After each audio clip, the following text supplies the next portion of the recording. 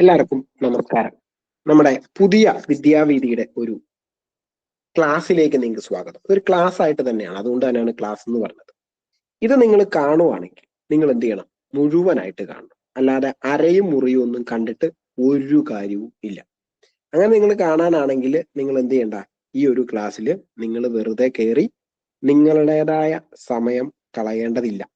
കാരണം ഒരു കാര്യവുമില്ല. നിങ്ങളിത് അങ്ങനെ കയറി കാണുന്നത് കൊണ്ട് നിങ്ങൾക്ക് പ്രത്യേകിച്ച് യാതൊരുവിധ നേട്ടവും ഇതും കൊണ്ട് ഉണ്ടാവൂല. അതുകൊണ്ടാണ് അങ്ങനെ പറഞ്ഞത്. ഇത് ഈ മുഴുവൻ കാര്യങ്ങളും, ഇത് കേട്ടറ്റുമായിട്ട് ബന്ധപ്പെട്ട ഈ ഒരു വിജ്ഞാപനവുമായി ബന്ധപ്പെട്ട എല്ലാ കാര്യങ്ങളും ഈ ക്ലാസ്സിൽ അറിയാവുന്നത് നിങ്ങളുമായി പങ്കുവെക്കുകയാണ്. അപ്പൊ നിങ്ങൾ എന്ത് ചെയ്യരുത്? പുറത്തു പോകരുത്. ഓക്കെ, അപ്പൊ നമുക്ക് തുടങ്ങാം. ഇത് അങ്ങനെയുള്ള ഒരു വീഡിയോ മാത്രമാണ് കേട്ടോ, നമ്മുടെ പരസ്യങ്ങളോ പരസ്യ പ്രചാരണങ്ങളോ ഒന്നുമല്ല. നിലവിൽ ഇന്ന് കേട്ടറ്റിന്റെ പുതിയ വിജ്ഞാപനം വന്നിരിക്കുകയാണ്. ഈ പരീക്ഷ ആർക്കൊക്കെ എഴുതാം? അതായത് ഈ പരീക്ഷ ആർക്കൊക്കെ എഴുതാം? അതാണ് ആദ്യത്തെ ചോദ്യം. ജൂൺ 2025 പരീക്ഷ എല്ലാവർക്കും എഴുതാം. അത് ഒരു സ്പെസിഫിക് ആയിട്ടൊരു സ്പെഷ്യൽ പരീക്ഷയാണെന്നോ അങ്ങനെയൊന്നും പറഞ്ഞിട്ടില്ല, അല്ലെങ്കിൽ ഇന്ന ആൾക്കാരെ എഴുതാവുള്ളൂ എന്നൊന്നും ഈ നോട്ടിഫിക്കേഷനിൽ പറഞ്ഞിട്ടില്ല. ഈ നോട്ടിഫിക്കേഷനിൽ പറഞ്ഞേക്കുന്നത് നോർമൽ ഒരു കേട്ടറ്റ് എലിജിബിലിറ്റി ടെസ്റ്റ് ആയിട്ടേ പറഞ്ഞിട്ടുള്ളൂ. നമുക്ക് ഈ വർഷം ഒന്നും വന്നിട്ടില്ല, അതുകൊണ്ട് ഒരെണ്ണം വന്നതാണ്, അത് എല്ലാവർക്കും എഴുതാം. അപ്പം ഇനി ഇതിന്റെ ബാക്കി കാര്യങ്ങൾ നമുക്ക് നോക്കാം. ഇവിടെ നമ്മൾ കുറച്ച് കാര്യങ്ങളൊക്കെ പറഞ്ഞിട്ടുണ്ട്, നമ്മുടെ കാറ്റഗറികൾ ഏതൊക്കെയാണ് എന്നൊക്കെ പറഞ്ഞിട്ടുണ്ട്. അതൊന്നും നോക്കണ്ട. ഇപ്പൊ ചിലർക്ക് ഇവിടെ ഉള്ള എന്തെങ്കിലും സംശയങ്ങളൊക്കെ ഉണ്ടാവും. ഇവിടെ പറഞ്ഞിട്ടുണ്ട് 2022 സർക്കാർ ഉത്തരവ് കൈ നമ്പർ 110/2022 പൊതുവിദ്യാഭ്യാസ വകുപ്പ് പ്രകാരം 1/4/2012 മുൻപ് അടിസ്ഥാന വിദ്യാഭ്യാസ യോഗ്യത നേടുകയോ പ്രസ്തുത കോഴ്സുകൾക്ക് പ്രവേശനം നേടുകയോ ചെയ്തവർക്ക് വിദ്യാഭ്യാസ യോഗ്യതയിലെ മിനിമം മാർക്ക് എന്ന വ്യവസ്ഥയിൽ ഇളവ് നൽകിയിട്ടുണ്ട്. ഇത് ഉദ്ദേശിക്കുന്നത് കേട്ടറ്റിന് ഇളവ് നൽകിയ കാര്യമല്ല. അത് ആദ്യം തന്നെ മനസ്സിലാക്കിക്കോളൂ. ഇത് കേട്ടറ്റിന്റെ ഇളവല്ല. നിങ്ങൾ 2012 മുൻപാണ് ഈ പറയുന്ന ഏതെങ്കിലും SSLCയോ +2ഓ ഡിഗ്രിയോ ഒക്കെ പാസ്സായിരിക്കുന്നത്, BEdോ ഒക്കെ പാസ്സായിരിക്കുന്നതെങ്കിൽ അവിടെ നിങ്ങൾക്ക് എന്താണ് മിനിമം മാർക്ക് എന്ന് പറയുന്നത് ഇല്ല. അവിടെ നിങ്ങൾക്ക് മാർക്ക് കൊടുക്കുമ്പോൾ അതിന്റെ ശതമാനം കൊടുക്കേണ്ടതില്ല. നിങ്ങൾക്ക് എത്ര മാർക്ക് കിട്ടിയാലും നിങ്ങൾ പാസ്സായ ആൾക്കാരാണെങ്കിൽ നിങ്ങൾക്ക് ഇതിന് അപേക്ഷിക്കാം എന്നുള്ളത് മാത്രമാണ് അവിടെ ഉദ്ദേശിക്കുന്നത്. അല്ലാതെ കേട്ടറ്റിന്റെ ഇളവാണെന്നും പറഞ്ഞ ആരും പൊക്കി പിടിച്ചുകൊണ്ട് വരണ്ട, അത് അതിന്റെ കാര്യമല്ല. ഇനി സർക്കാർ ഉത്തരവ് കൈ നമ്പർ 109/2022 പൊതുവിദ്യാഭ്യാസ ഉത്തരവ് പ്രകാരം കാറ്റഗറി 3 വിജയിച്ച ഭാഷാ അധ്യാപകരെ കാറ്റഗറി 4 എഴുതുന്നതിൽ നിന്ന് ഒഴിവാക്കിയിരിക്കുന്നു. അതായത് കാറ്റഗറി 3, ഇപ്പൊ ഹിന്ദിയിൽ കാറ്റഗറി 3 ഉള്ള ആൾക്ക് കാറ്റഗറി 4 വേണ്ട. അല്ലെങ്കിൽ അതുപോലെ തന്നെ മറ്റേതെങ്കിലും വിഷയങ്ങൾ ഈ കാറ്റഗറി 3 എഴുതുന്ന ആളുകൾക്ക് കാറ്റഗറി 4ന്റെ ഭാഷാ അധ്യാപകർക്ക് ആവശ്യമില്ല എന്നുള്ളതാണ് പറഞ്ഞേക്കുന്നത്. ബാക്കിയൊക്കെ നമുക്ക് നേരത്തെ തന്നെ പരീക്ഷാ ഭവനാണ് പരീക്ഷ നടത്തുന്നത്. പിന്നെ ഇതിന്റെ അകത്ത് അപേക്ഷാ ഫീസ് എന്ന് പറയുന്നത് 500 രൂപയാണ്. സർവീസിലുള്ളവരുടെ പ്രത്യേക പരീക്ഷ, അതായത് നിങ്ങൾക്കറിയാം ഒരു പ്രത്യേക പരീക്ഷ നടത്തിയിരുന്നു, സ്പെഷ്യൽ പരീക്ഷ, അതിന്റെ ഫീസ് 1000 രൂപയാണ്. അപ്പൊ ചിലർ വിചാരിക്കും ആ പരീക്ഷ എന്തേ നടക്കാത്തതെന്ന് ചോദിക്കും. ആ പരീക്ഷ നിലവിൽ നടന്നിട്ടില്ല, അതിന്റെ ഡേറ്റ് നമുക്ക് തന്നിട്ടില്ല, ഉടനെ തരുമെന്നാണ് പറയുന്നത്. എന്തായാലും ഈ പരീക്ഷയ്ക്ക് മുമ്പ് ആ പരീക്ഷ നടത്തുമെന്ന് തന്നെ നമുക്ക് പ്രതീക്ഷിക്കാം. കാരണം അതിന് ഓൾറെഡി നമ്മൾ 1000 രൂപയൊക്കെ കൊടുത്ത് രജിസ്റ്റർ ചെയ്തിരിക്കുന്ന ആളുകളായതുകൊണ്ട് നമ്മളെ എന്തായാലും പരീക്ഷ എഴുതിപ്പിക്കാതിരിക്കാൻ നമുക്ക് പറ്റൂല. പരീക്ഷ എഴുതേണ്ടത് നമ്മുടെ ആവശ്യമാണ്. അപ്പൊ അതുകൊണ്ട് തന്നെ നമ്മളോട് പറഞ്ഞിരിക്കുന്ന ആ നോട്ടിഫിക്കേഷനിൽ പറഞ്ഞിരുന്ന എന്താണ്? പരീക്ഷ ഫലപ്രഖ്യാപന തീയതി വരെ സർവീസിലുള്ളവർക്ക് പ്രത്യേക ഇളവുകളും കാര്യങ്ങളും തുടരുമെന്നൊക്കെയാണ് പറഞ്ഞേക്കുന്നത്. അപ്പൊ ആ പരീക്ഷ എന്തായാലും നടത്തും, നടത്താതിരിക്കില്ല. പക്ഷെ ആ പരീക്ഷയുടെ ഫീസ് 1000 രൂപയാണ് എന്ന് കരുതി അതല്ല ഇതിന്റെ ഫീസ്. ഇത് പഴയ പോലെ തന്നെ നോർമൽ ഫീസ് 500 രൂപ തന്നെയാണ് ഒരെണ്ണത്തിന്. പക്ഷെ ഇവിടെ പറഞ്ഞിട്ടുണ്ട് നമുക്ക് ഒരു പരീക്ഷ അപേക്ഷിക്കുമ്പോൾ നമുക്ക് ഒരാൾക്ക് ഒറ്റ ആപ്ലിക്കേഷനെ കൊടുക്കാൻ പറ്റുള്ളൂ. ഇപ്പൊ കാറ്റഗറി 1ഉം 2 എഴുതുന്നവർ രണ്ടും കൂടി കൊടുക്കുക, അപ്പൊ 500 500 1000.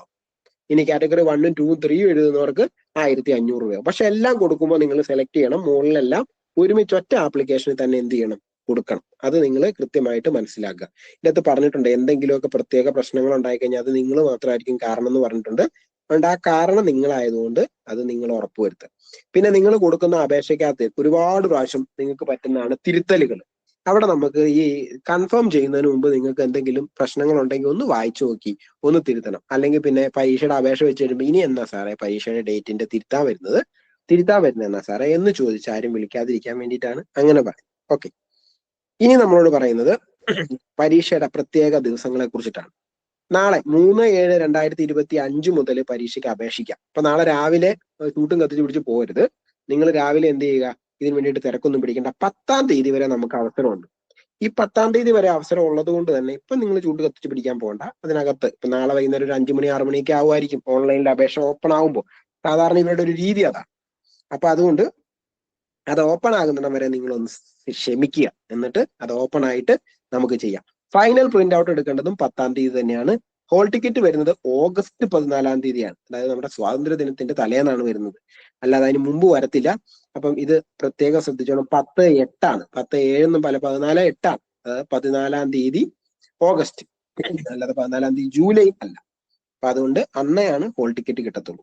ഇനി പരീക്ഷയുടെ ടൈം ടേബിൾ പറഞ്ഞിട്ടുണ്ട്. കാറ്റഗറി 1-നും 2-നും 23-ാം തീയതി, ഓഗസ്റ്റ് 23-ാം തീയതിയാണ്. ഇപ്പൊ നമ്മുടെ പുതിയ കോഴ്സ് നാളെ കഴിഞ്ഞ് ആരംഭിക്കും. നാളെ കഴിഞ്ഞല്ല, സോറി, തിങ്കളാഴ്ച ആരംഭിക്കും.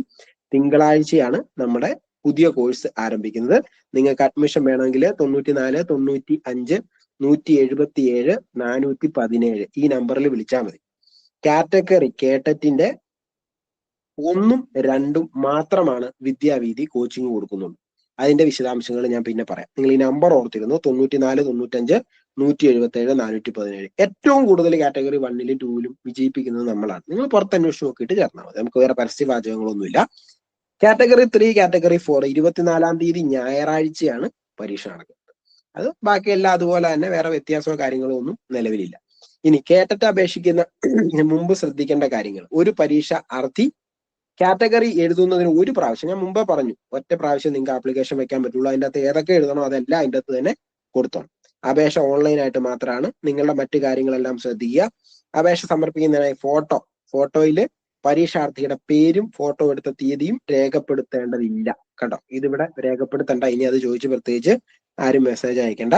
ഫോട്ടോയിൽ കേരള PSC സീലുകൾ എന്നിവ രേഖപ്പെടുത്താൻ പാടില്ല. അതൊന്നും നമുക്ക് ആവശ്യമില്ല. ചുമ്മാ ഒരു പാസ്പോർട്ട് ഫോട്ടോ ഇവർ പറഞ്ഞിരിക്കുന്ന രീതിയിൽ അങ്ങ് അപ്ലോഡ് ചെയ്താൽ മാത്രം മതി. എത്രയും പെട്ടെന്നുള്ള ഒരു ഫോട്ടോ ആയിരിക്കണം, പാസ്പോർട്ട് ഫോട്ടോ ആയിരിക്കണം, അല്ലാതെ വേറെ കാര്യങ്ങളൊന്നുമില്ല.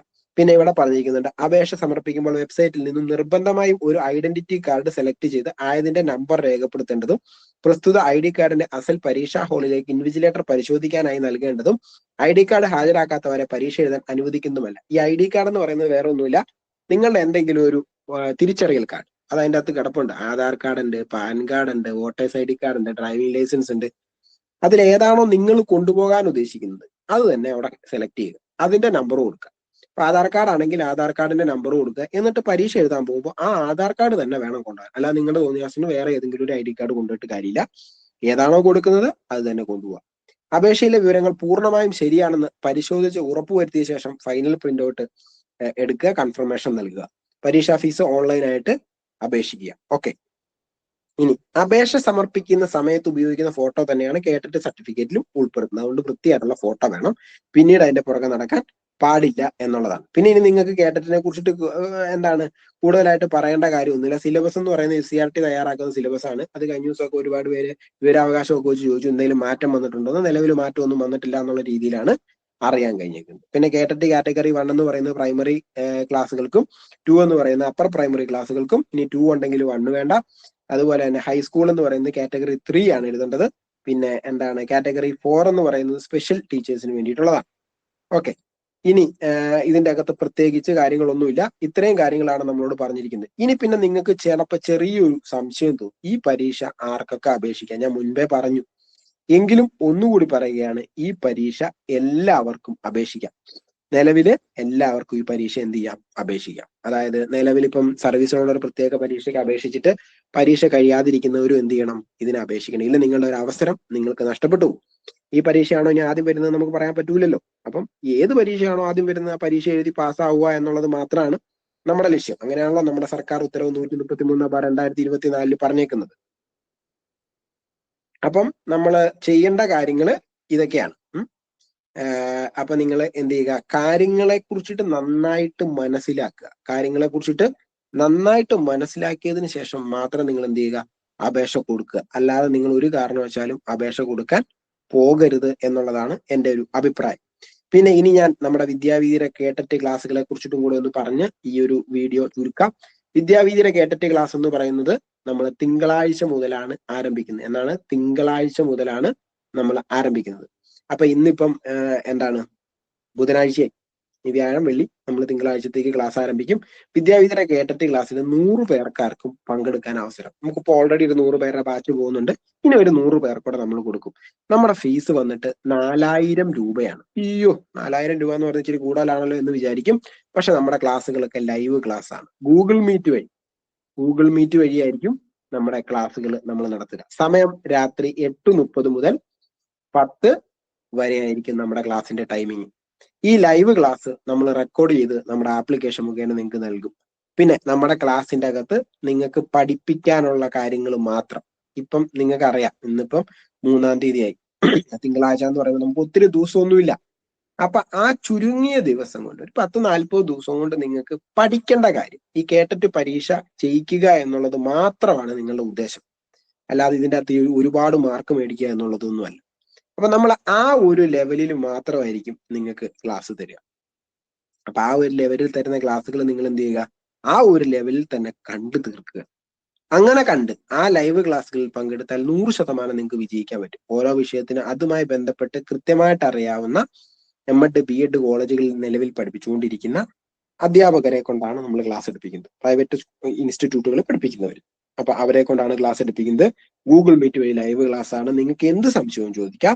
ചോദിക്കുന്ന സംശയങ്ങളൊക്കെ മറുപടി തരും. 100 പേരെ കൂടി എടുക്കുള്ളൂ. അപ്പൊ നമുക്കിപ്പോ ഏകദേശം ഒരു 17 പേര്, നമ്മൾ ജൂലൈ 25-ാം തീയതി ഒരു ബാച്ച് തുടങ്ങുമെന്ന് അറിയിച്ചിരുന്നു. അപ്പൊ ഒരു 17 പേര് നമുക്ക് അതിൻ്റെ അകത്ത് ജോയിൻ ചെയ്തിട്ടുണ്ട്. അവരെ നമ്മൾ ഇതിലേക്ക് മാറ്റും. അപ്പൊ അങ്ങനെ നമ്മൾ മൊത്തത്തിൽ ഒരു 100 പേരെ എടുക്കുള്ളൂ. അഡ്മിഷൻ ആർക്കെങ്കിലും വേണമെങ്കിൽ കേട്ടറ്റ് ഉറപ്പിച്ചോളൂ. കേട്ടറ്റ് 1, 2 ഇതിന് മാത്രമേ നമുക്ക് കോച്ചിങ് ഉള്ളൂ. ഇതിന്റെ ക്ലാസ്സുകൾക്ക് നിങ്ങൾക്ക് വേണമെങ്കിൽ നമ്പർ എഴുതിയെടുത്തോളൂ. 94 95 177 417. ഈ നമ്പറിൽ നിങ്ങൾ വിളിക്കുക, ഡീറ്റെയിൽസ് ചോദിക്കുക, ഫീസ് അടയ്ക്കുക, ക്ലാസ്സിൽ പങ്കെടുക്കുക, വിജയിക്കുക. അപ്പൊ നമുക്ക് ഈ പരീക്ഷ വിജയിക്കാം. ഇതുവരെ നിങ്ങൾ തളർന്നു കുത്തി നത്തുകുത്തിയിരിക്കുന്ന പോലെയൊക്കെ ഇരുന്നു. ഇനി നമ്മൾ നത്തുകുത്തിയിരിക്കുന്ന പോലെ ഇരിക്കാതെ ഇതിനു വേണ്ടിയിട്ട് നന്നായിട്ട് പരിശ്രമിച്ചാൽ, പ്രയത്നിച്ചാൽ, കൂടെ നിന്നാൽ നിങ്ങളെ വിജയിപ്പിക്കുന്ന കാര്യം ഞാൻ ഏറ്റു ധൈര്യമായിട്ടും. പിന്നെ നമ്മുടെ ഇതിന്റെ അകത്തും കേട്ടറ്റിന്റെ അകത്തും മാത്സിന്റെ ക്ലാസ് എടുക്കുന്നത് ഞാൻ തന്നെയാണ്. അതുകൊണ്ടൊക്കെ തന്നെ പറയാം, നമുക്ക് ഒരു 22 മാർക്കൊക്കെ മാത്സിന് നിങ്ങൾക്ക് ഉറപ്പായിട്ട് മേടിച്ചു തരുന്ന രീതിയിലേക്കായിരിക്കും ഞാൻ ക്ലാസ് എടുക്കുക. എല്ലാ ടീച്ചർമാരും അങ്ങനെയാണ്. കൂടുതൽ ബേസിക് കാര്യങ്ങളൊന്നും നിങ്ങളെ പഠിപ്പിക്കില്ല. ഈ പരീക്ഷ ജയിക്കാനുള്ള കാര്യങ്ങൾ മാത്രം നിങ്ങൾക്ക് പറഞ്ഞുതരും.